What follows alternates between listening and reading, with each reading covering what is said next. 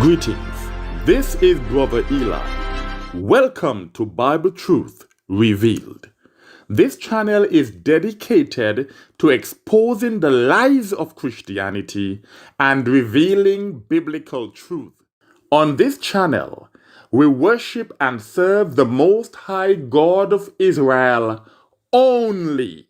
This teaching is entitled, The Truth About the Noahide Laws. That is, the truth about the Noahide Laws.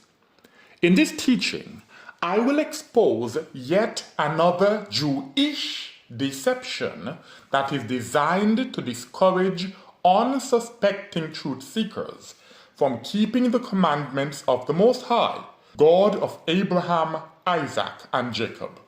This diabolical deception is commonly known as the Noahide Laws or the 7 Laws of Noah, and it teaches Gentiles, meaning non-Israelites, that they can be saved if they only obey these 7 laws.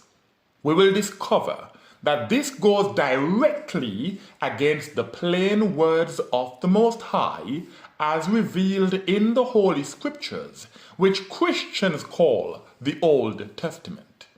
And as such, the false doctrine of the Noahide laws must be rejected by anyone who professes to love the Most High.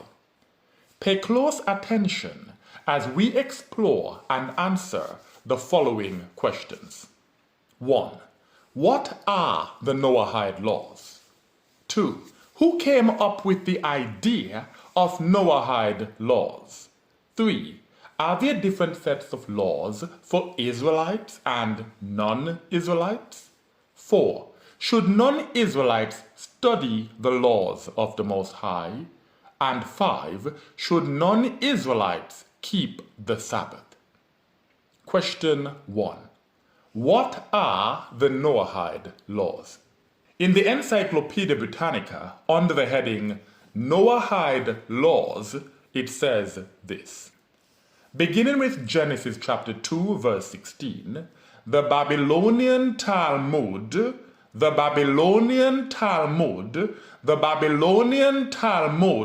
listed the first 6 commandments as prohibitions against idolatry, blasphemy, murder, adultery and robbery, and the positive command to establish courts of justice with all that this implies. After the flood, a 7th commandment given to Noah forbade the eating of flesh cut from a living animal. This is Genesis chapter 9, verse 4. So, according to the Babylonian Talmud, the first 6 of the Noahide laws are found in Genesis chapter 2, verse 16. And these are prohibitions against idolatry, blasphemy, murder, adultery, and robbery, plus the positive command to establish courts of justice. Anyone who knows anything about the Babylonian Talmud knows that it cannot be trusted. This means we must read Genesis chapter 2 verse 16 for ourselves instead of simply believing the lies written in this Babylonian book of deception. Genesis chapter 2 verse 16. This is Genesis chapter 2 verse 16, and I will be reading from the Brenton Septuagint translation. It says, And the Most High gave a charge to Adam, saying, Of every tree which is in the garden thou mayest freely eat. Let's read that again. And the Most High gave a charge to Adam, saying, Of every tree which is in the garden thou mayest freely eat. That's all it says. Maybe it's just me, but when I read this verse, I do not see any prohibition against idolatry, blasphemy, murder, adultery, or robbery, and I certainly do not see any command to establish courts of justice. But we should expect nothing less from the Babylonian book of deception.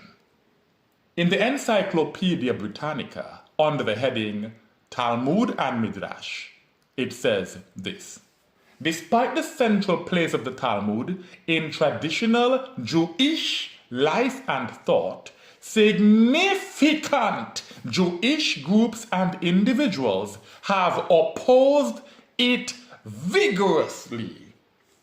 Significant Jewish groups and individuals have opposed the Babylonian Book of Deception, also known as the Babylonian Talmud, vigorously. The Karaite sect in Babylonia, beginning in the 8th century, refuted the oral tradition and denounced the Talmud as a rabbinic fabrication. The so-called Babylonian Talmud is a fabrication. They made it up. It has nothing to do with the Most High, His holy people, or the Holy Scriptures. To be perfectly clear, even some Jewish people reject the Babylonian Book of Deception because they know for a fact that it is nothing but a rabbinic fabrication. In other words, it was made up by Jewish con men to deceive unsuspecting truth seekers. Therefore, if the Babylonian Book of Deception says that Genesis chapter 2 verse 16 says something that it does not actually say, we have evidence that it is indeed a fabrication. It makes things up, and this is why it has been opposed vigorously and denounced as rabbinic fabrication. If the Most High, God of Abraham, Isaac, and Jacob, had given 7 laws for mankind to Adam and Noah, this would be clearly stated in the Holy Scriptures. However, this Jewish fabrication comes not from the Holy Scriptures, but rather from the unholy Talmud, also known as the Babylonian Book of Deception. To discover more embarrassing facts about the Jewish Talmud, please listen to my teaching entitled, The Truth About Judaism Revealed. That is, The Truth About Judaism Revealed. Question 2. Who came up with the idea of Noahide Laws? In the New World Encyclopedia, under the heading Noahide Laws, quote 1 says this: according to Jewish tradition, the Noahide Laws, also called Brit Noah or Covenant of Noah, refer to 7 religious laws that were given by God to Adam and Noah, which are considered to be morally binding on non-Jews. These laws are listed in the Talmud, and elucidated by post-Talmudic authorities. Notice, it does not say according to the Holy Scriptures, but rather according to Jewish tradition.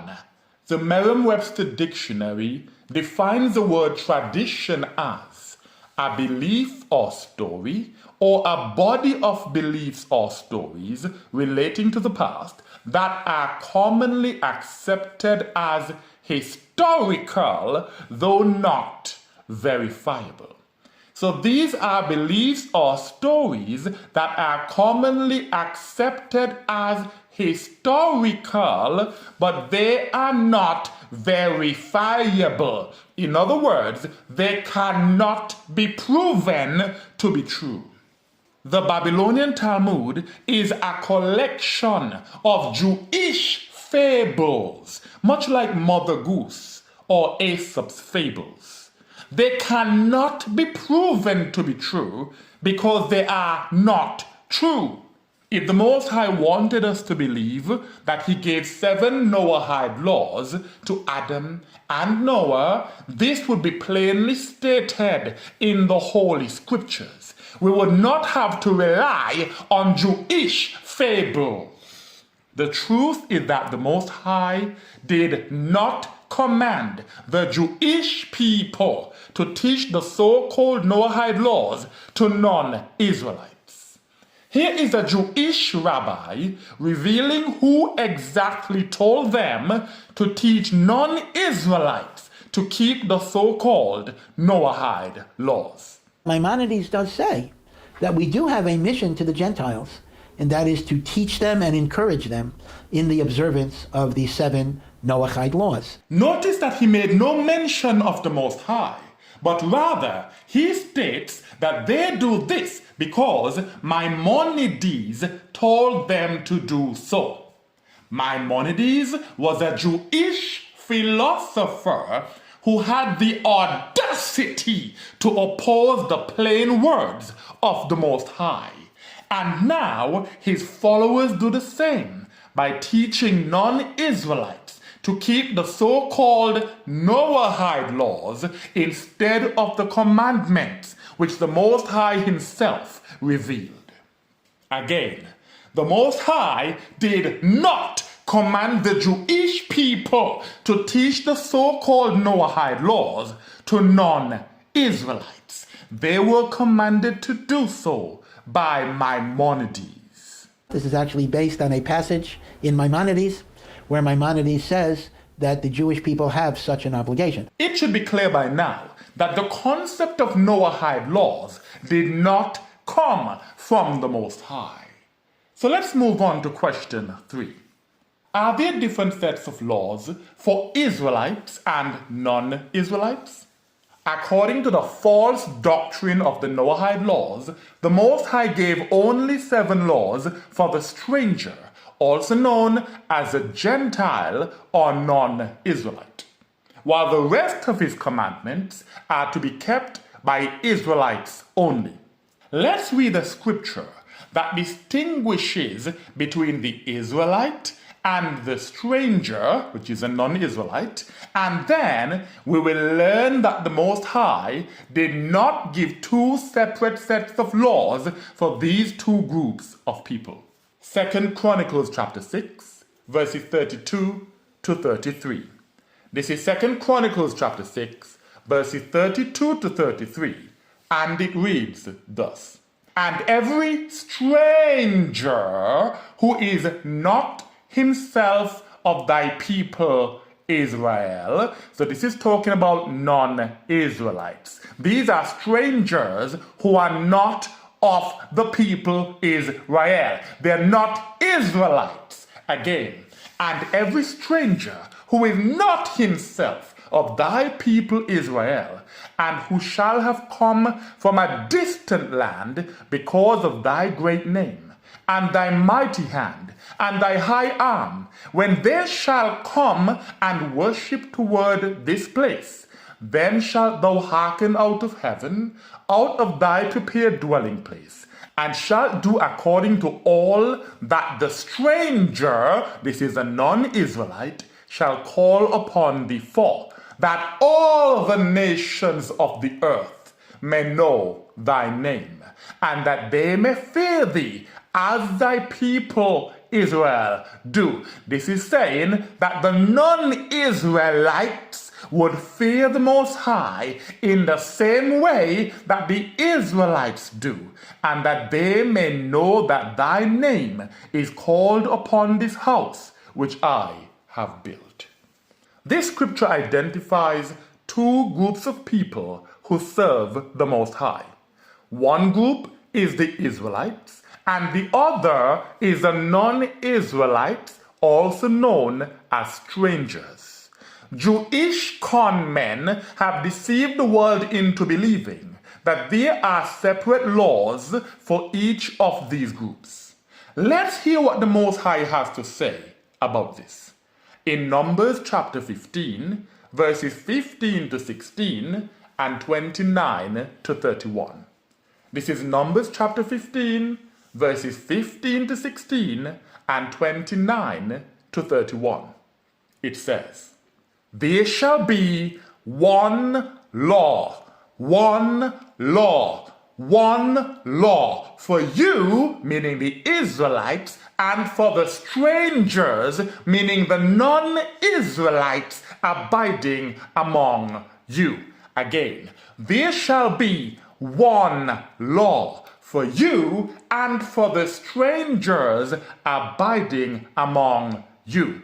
A perpetual law for your generations. Perpetual means never ending. This will never change.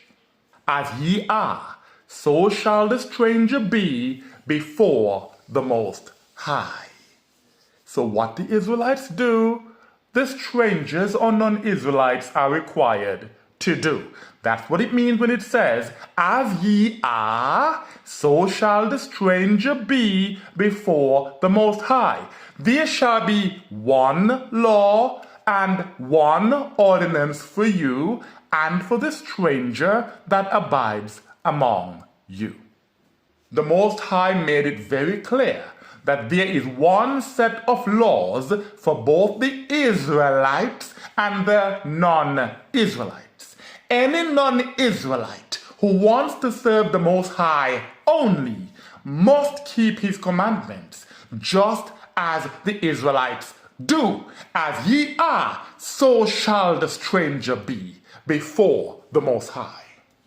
Verse 29, "There shall be one law, one law, one law for the native among the children of Israel and for the stranger that abides among them." So whether you are an Israelite by birth or you are non-Israelite, there is one law for both the native, that's the Israelite, and the stranger, that's the non-Israelite. "Whosoever shall commit a trespass unwillingly, and whatever soul either of the natives, that's the Israelites, or of the strangers, that's the non-Israelites, shall do anything with a presumptuous hand," meaning intentionally sin, he will provoke the Most High. "That soul shall be cut off from his people, for he has set at naught the word of the Most High and broken his command." Any Israelite or non-Israelite that sins willfully has broken the command of the Most High. That soul shall be utterly destroyed. His sin is upon him. This is clearly saying that if any Israelite or non-Israelite breaks the commandments of the Most High, this is a sin, a sin, a sin. On the contrary, those who teach the false doctrine of the Noahide Laws insist that a Ben Noah, which is a non-Israelite who claims to serve the Most High only, does not have to follow the dietary laws or keep the Sabbath day holy, and that this would not be considered a sin.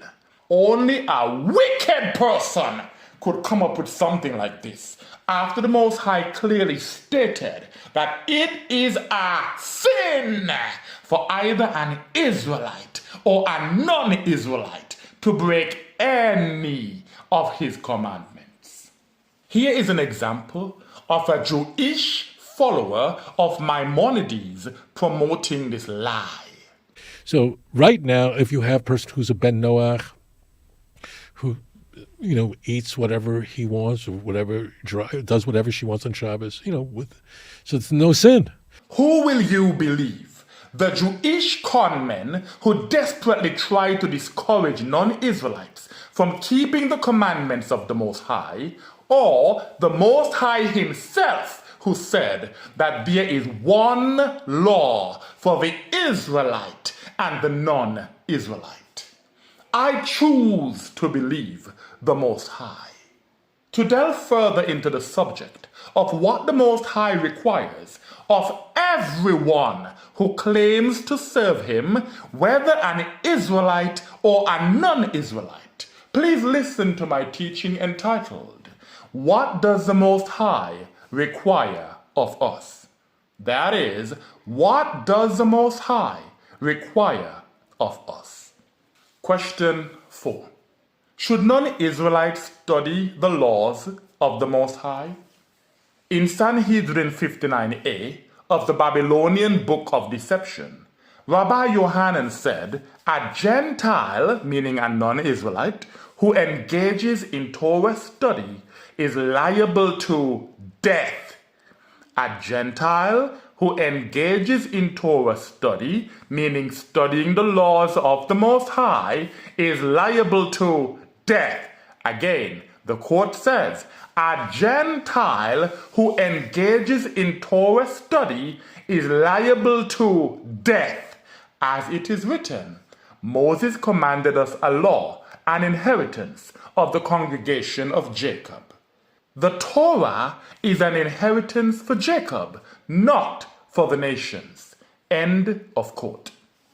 Jewish conmen are so desperate to discourage non-Israelites from studying the laws of the Most High that they want to apply the death penalty to any non-Israelite who does so.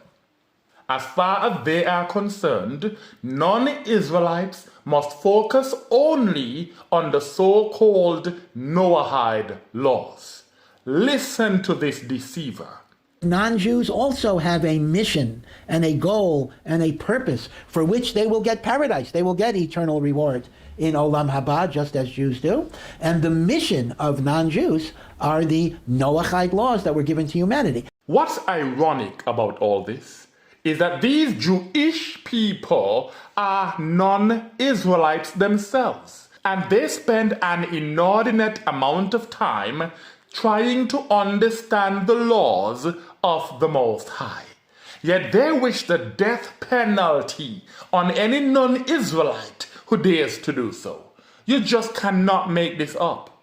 To learn the true identity of the Israelites today and to stop being deceived by those who falsely claim to be Jews, please listen to my teaching entitled, The Identity of the Israelites Revealed. That is, the identity of the Israelites revealed. We have just learned that the Babylonian Book of Deception claims that the laws of the Most High are for the Israelites and no one else. And according to the Babylonian Talmud, this means that any non-Israelite who studies the law of the Most High is liable to the death penalty. This suggests that apart from the so-called Noahide laws, knowledge of the laws of the Most High is to be kept from non-Israelites. Let's use the Holy Scriptures to fact-check this ridiculous statement in the unholy Talmud. Joshua chapter 9 in the Septuagint is verses 2e to 2f. So it's the same verse, but it's parts E and F, and this is in Joshua chapter 8, verses 33 to 35 in the KJV. So again, I'm reading Joshua chapter 9, verses 2e to 2f in the Septuagint, and it says, And afterwards Joshua read accordingly all, not some, not a bit, but all the words of this law, the blessings and the curses, according to all, not some, but all things written in the law of Moses. Who did Joshua read the law to? It continues, there was not a word of all that Moses charged Joshua, which Joshua read not in the ears of all the assembly of the children of Israel. So Joshua read all the law to the entire assembly of Israelites, the men and the women and the children and the strangers, the strangers, the strangers. These are the non-Israelites that joined themselves to Israel. Joshua read all the words of the law to both the Israelites and the non-Israelites. There was not a word that he kept from the non-Israelites. This is because the non-Israelites are expected to keep the same law as the Israelites. This is why we read earlier, there shall be one law for you and for the strangers or non-Israelites abiding among you. And we also read, as ye are, that's as the Israelites are, so shall the stranger, which is a non-Israelite, be before the Most High. If you are a non-Israelite, I encourage you to serve the Most High only and keep his commandments in the same way that the Israelites are commanded to do. This way, in the coming kingdom, when the Israelites are rewarded for our obedience to the commandments of the Most High, you can also receive your reward. Question 5. Should non-Israelites keep the Sabbath? In the New World Encyclopedia, under the heading Noahide Laws, Quote 2 says this: Judaism holds that Gentiles, meaning non-Israelites, are not obligated to adhere to all the laws of the Torah. Indeed, they are forbidden to fulfill some laws. So according to Judaism, non-Israelites are forbidden or prohibited to fulfill some laws, such as the keeping of the Sabbath in the exact same manner as Israel. This is why the deceiver said earlier that a non-Israelite can do whatever they want to do on the Sabbath day, and it is not a sin. So right now, if you have a person who's a ben Noach, who eats whatever he wants or does whatever she wants on Shabbos, so it's no sin. Non-Israelites who truly love the Most High will not fall for this Jewish deception. But those who are destined for destruction will gladly eat unclean foods and profane the Sabbath day while thinking they are going to be rewarded in the kingdom. If this is what you truly believe, you are no better than a pork-eating, Sabbath-breaking Christian. On Sefaria.org, which is an online Jewish library, there is a commentary on Sanhedrin 58b from the Babylonian Book of Deception. And I quote, Shabbat belongs to Jews alone. Again, Shabbat belongs to Jews alone, as the Torah states. For it is a sign between me and you throughout the ages, that you may know that I, the Lord, have consecrated you. In addition, the sages go as far as to say that a non-Jew who observes Shabbat is liable for the death penalty. Again, according to the Babylonian Book of Deception, a non-Jew, that's a non-Israelite, who observes Shabbat, which is the Sabbath, is liable for the death penalty. Jewish con men intentionally misquote the scriptures to give the impression that the Sabbath is only for the Israelites. The truth is that the Sabbath is a sign which identifies those who hold fast to the covenant of the Most High.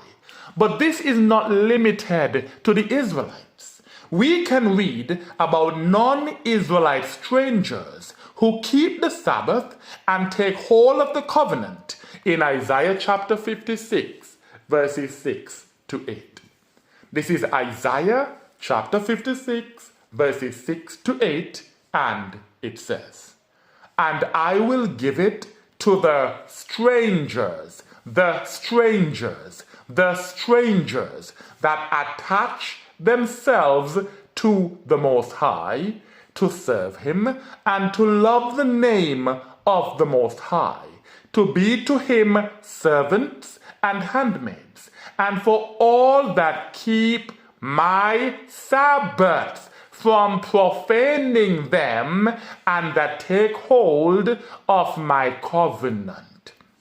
Isaiah 56 is telling us that the Most High will reward the strangers, meaning the non-Israelites, that keeps the Sabbaths from profaning them and that take hold of His covenant. The Sabbath is not only for the Israelites. It is the sign that the Israelites are the holy people of the Most High. But the non-Israelites have always been welcome to keep the Sabbath, to take hold of the covenant, and to identify with the Most High's holy people in serving Him only.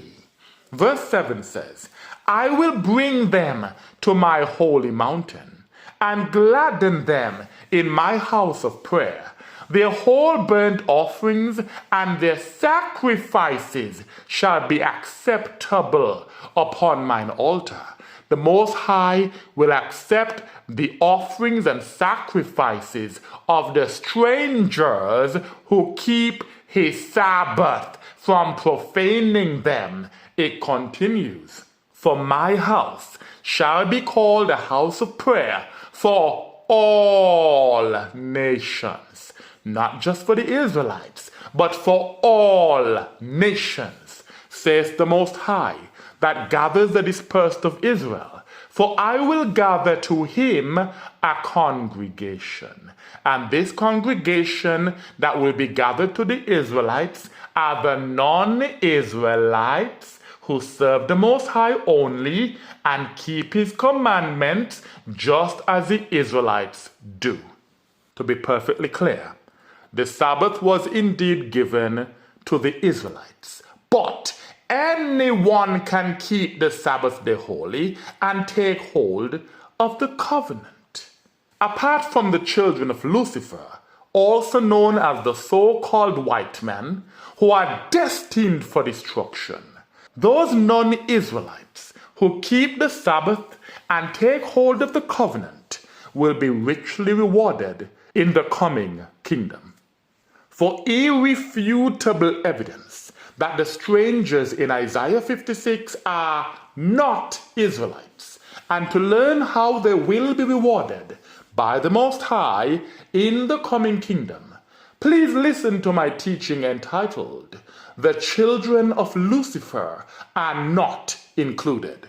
That is, the children of Lucifer are not included.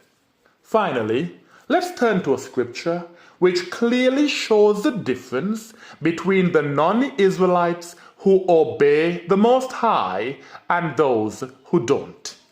This is Isaiah chapter 14, verses 1 to 2. Isaiah chapter 14, verses 1 to 2 reads thus, "And the Most High will have mercy on Jacob."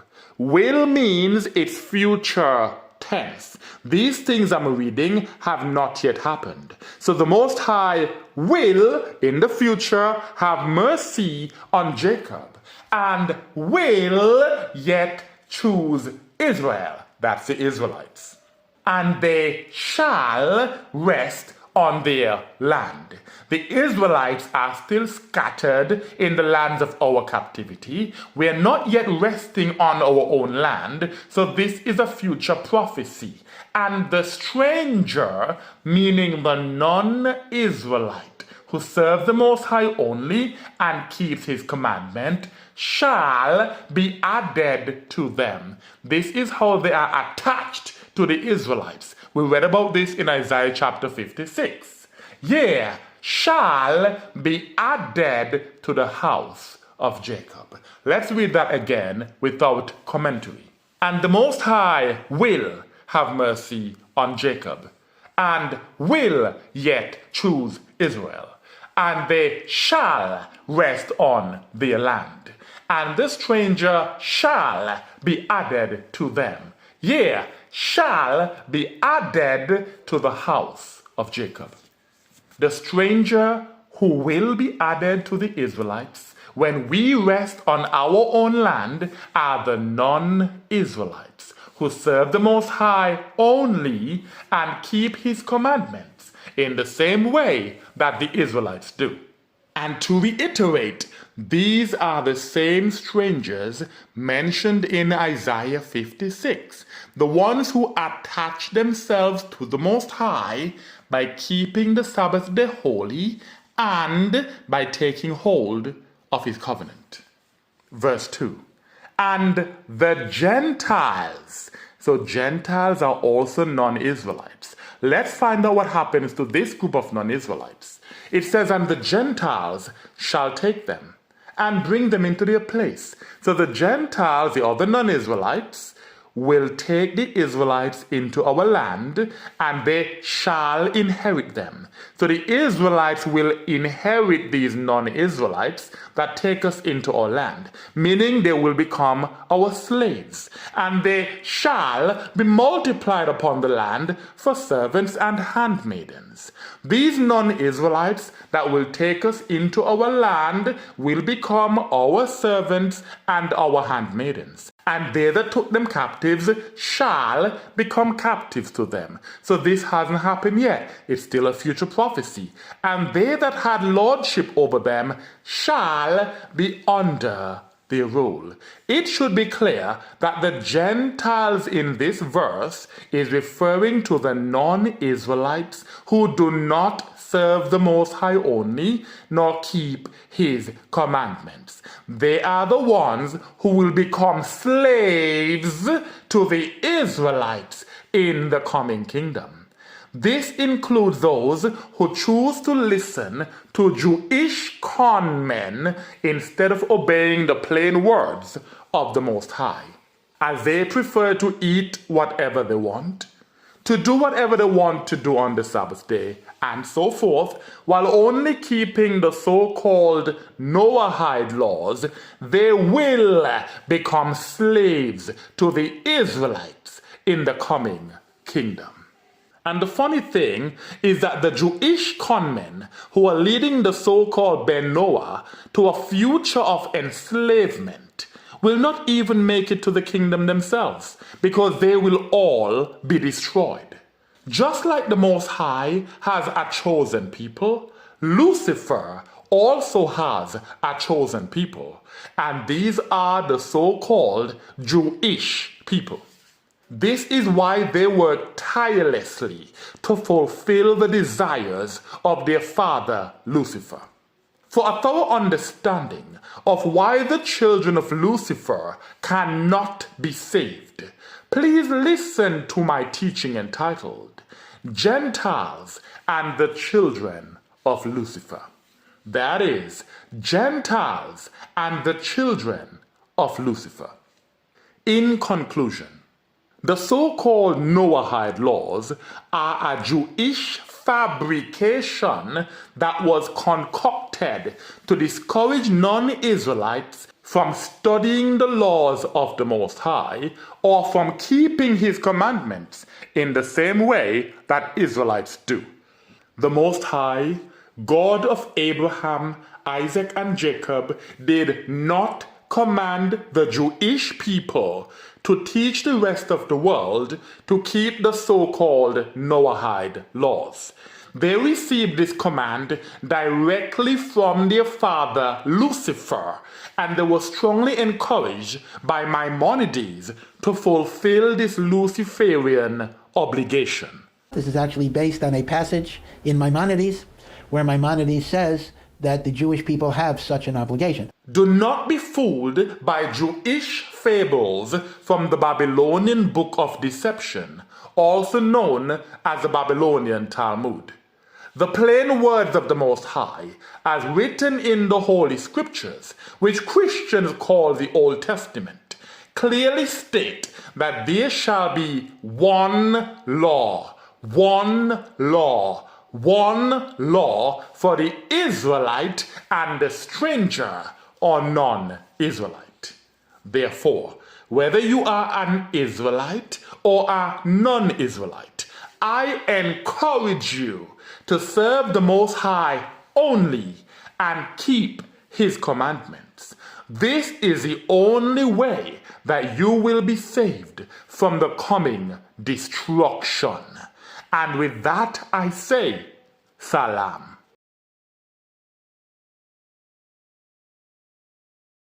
Maimonides does say that we do have a mission to the Gentiles, and that is to teach them and encourage them in the observance of the 7 Noahide laws.